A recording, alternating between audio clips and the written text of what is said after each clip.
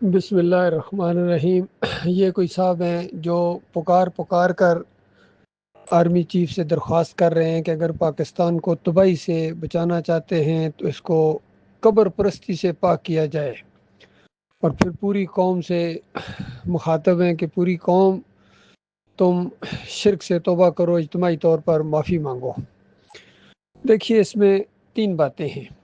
پہلی بات تو بالکل یہی ہے کہ آج امت مسلمہ ہر جگہ جو پریشان ہے، ذلیل و خوار ہے، تباہی اور بربادی ہے، ان کی کوئی وقت اور ویلیو نہیں ہے انٹرنیشنل لیول پر۔ یہ ان کے ایمان میں خرابی کی وجہ سے ہے، اور الخبائث جو ہے، ساری بیماریوں کی ماں، ساری پریشانیوں کی جڑ، وہ یہ شرک ہے۔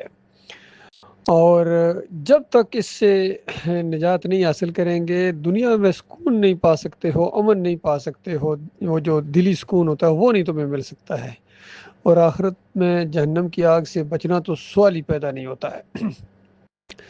تو اس سلسلے میں عرض کروں کہ جن کو آپ کہہ رہے ہیں کہ ملک کو شرک سے پاک کیا جائے، یہ پورا جو سسٹم ہے، اسی سسٹم کے اوپر تو ان کی ساری چودراہٹ قائم ہے۔ اسی سسٹم کی وجہ سے تو ان کو ساری پروٹوکولز مل رہی ہیں، حتیٰ کہ ان کو جو فیلڈ مارشل کا لقب دیا گیا ہے وہ بھی اسی سسٹم کی وجہ سے ہے، اس سسٹم نے دیا ہے۔ اگر وہ اسلامی سسٹم ہوتا تو سوال ہی پیدا نہیں ہوتا کہ اس طریقے سے شرک کی حفاظت کی جاتی، شرک کے رکھوالے بن جاتے۔ جن کا کام تھا شرک اور کفر کی جڑوں کو اکھیڑ دینا، وہ شرک کے رکھوالے بنے ہوئے ہیں۔ تو دوسری بات یہ ہے کہ یہ طریقہ وہ طریقہ نہیں ہے جو انبیاء کا طریقہ ہو، کہ انبیاء کے اقتدار والوں سے آ کے فریاد کریں کہ بس شرک ختم کر دو جی تم، اور پھر جناب ساری مصیبتیں ختم ہو جائیں گی۔ ایسا نہیں ہوتا ہے، کبھی ہوا ہی نہیں ہے ایسا اس زمین کے اوپر۔ جو بھی آیا ہے، رسول آئے ہیں، انبیاء آئے ہیں، کتابیں اتاری گئی ہیں، انہوں نے دعوت دی ہے الہکم الہ واحد۔ وقت کے فرعونوں کو، وقت کے ابو جہل کو، وقت کے نمرود کو انہوں نے توحید کی طرف بلایا ہے، اور اس راستے میں انہوں نے ماریں کھائی ہیں، دیس نکالا دیا گیا ہے۔ ایک بہت بڑی جنگ سل کشمکش کے بعد ہجرتیں آئی ہیں، اور اس کے بعد جو کفر و شرک کے ساتھ ایمانداروں کی لڑائی ہوئی ہے، پھر اللہ کی مدد آئی ہے۔ یہ طریقہ ہے جو ہے یعنی کفر و شرک کو مٹانے کا، اور اسلامی انقلاب لانے کا، اور اسلامی خلافت قائم کرنے کا۔ اور اس سلسلے میں یہ بھی بتا دوں کہ اس کا یہ مطلب نہیں ہے کہ انسان اگر بالکل شرک ختم کر جائیں گے تو پھر نہ بارشیں تیز ہوں گی، نہ سیلاب آئیں گے، نہ اور اس طرح کی چیزیں ہوں گی۔ یہ چیزیں تو ایک زندگی کا حصہ ہیں، یہ تو آئیں گی، لیکن مسئلہ یہ ہے کہ ایمان اگر صحیح ہوگا تو جو بھی سیلاب میں ڈوب کے مرے گا، دب کے مرے گا، وہ سیدھا جنت میں جائے گا، وہ شہید ہوگا۔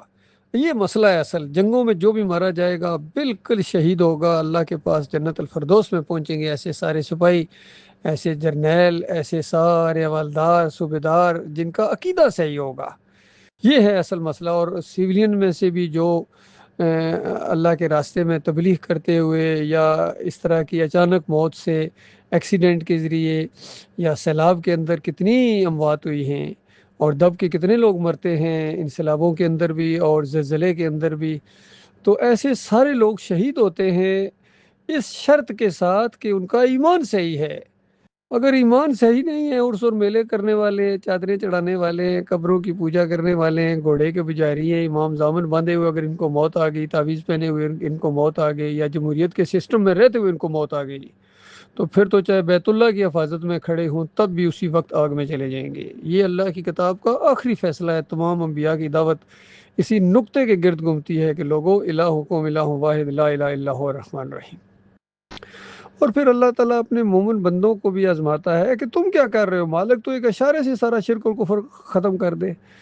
اور ان دنوں کے اندر وہ مناظر ہم نے دیکھے ہیں، ان سکھوں کے گردوارے بھی جا رہے ہیں، ان کے گرو بھی جا رہے ہیں، ہندوؤں کے مندر بھی جا رہے ہیں، ان کی گھنٹیاں جو بج رہی تھی، گھنٹیوں سمیت دریا نے ان کو اپنی لپیٹ میں لے لیا۔ ایک اور کوئی پتہ نہیں زندہ پیر سرکار تھی، وہ بھی جناب دریا نے اس کو بھی نہیں چھوڑا ہے۔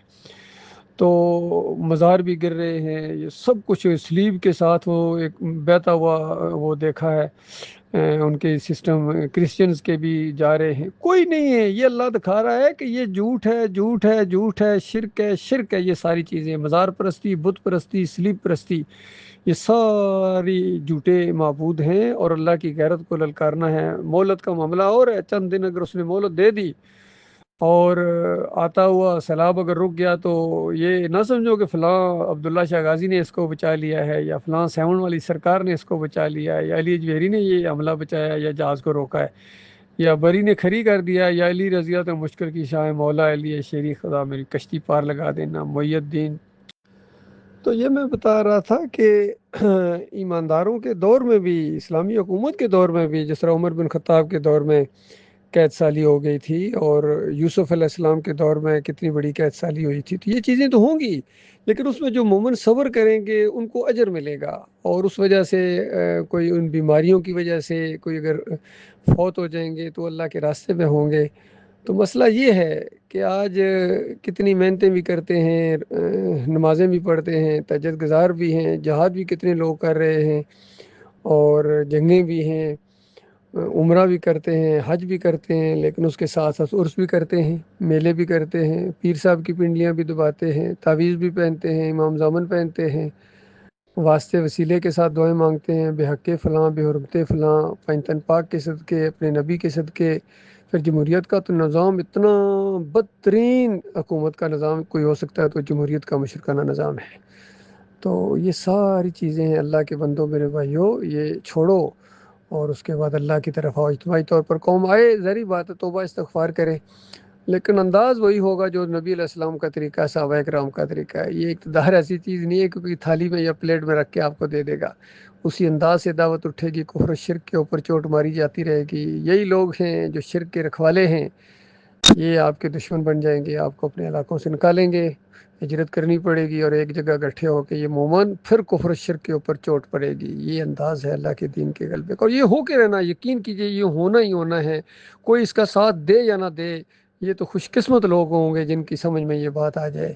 اللہ کا لاکھ لاکھ شکر ہے، یہ توحید کی دعوت اٹھی ہے اللہ کے فضل و کرم سے اس دور کے اندر۔ یہ ڈاکٹر مسعود الدین عثمانی رحمۃ اللہ علیہ کے ذریعے اور ان کے ساتھی یہ دعوت دے رہے ہیں، اس کے علاوہ کوئی نہیں ہے، نہ بریلوی یہ دعوت دیتے ہیں، نہ دیوبندی، نہ اہل حدیث، نہ سلفی، نہ حنبلی، بلکہ یہ سارے اجرتی ہیں اور اس دعوت کے یہ دشمن ہیں، اور یہ گستاخ بھی ہیں۔ یقین کیجیے ان کی گستاخیاں بالکل واضح ہیں، چاہے انجینئر ہو، ڈاکٹر اسرار ہو، طارق جمیل ہو، طاہر القادری ہو، عجیب و غریب باتیں یہ اللہ کی گستاخیاں بھی کرتے ہیں، اور نبی علیہ السلام کے بارے میں بھی ایسے الفاظ ان کے منہ سے نکل جاتے ہیں، نہ چاہتے ہوئے بھی نکل جاتے ہیں، کیونکہ دماغوں میں شرک ہے، کفر ہے، اللہ کی نافرمانی ہے۔